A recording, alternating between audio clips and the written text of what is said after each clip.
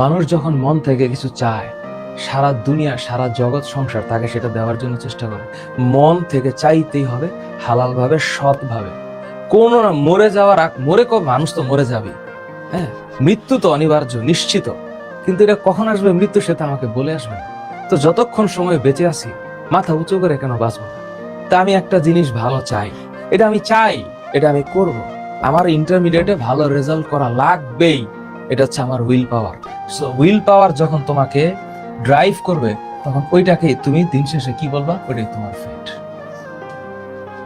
ওইটাই ফেট। তো ভাগ্যে কি আছে তো আমি জানি না। ভাগ্য একটা কেমন টার্ম, মানে এটা ফিকটিয়াস একটা টার্ম। সো এটা কি হবে I have no idea, but when it will happen I'll see when it will happen. But before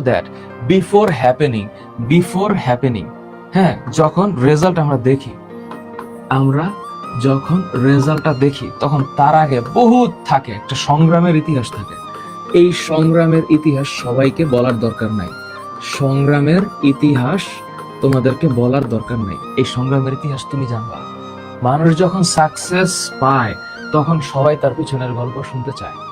এটাই বৈশিষ্ট্য। এখানে স্যাড খাওয়ার, সেন্টি খাওয়ার কিছু নাই। আর যে ফেইলার হবে তার গল্প কেউ শুনতে চায় না, এটাই বৈশিষ্ট্য। এই কথা বলে তুমি মন খারাপ করার কে? কারণ তুমি নিজেই তো ফেইলারের গল্প শুনতে চাও নাই, তাহলে তোমার ফেইলারের গল্প আরেকজন কেন শুনবে? তুমি রেজাল্টটা এমন ভালো করবা, তখন সংগ্রামের ইতিহাস মানুষ জানতে চাইবে। তুমি চিন্তা করো যে তোমার শক্তি সামর্থ্য কতটুকু আছে। পড়ার টেবিলটাকে নিজের আপন করে নাও এবং পুরা টাইমটাকে ফোকাস করো তোমার পড়ায়।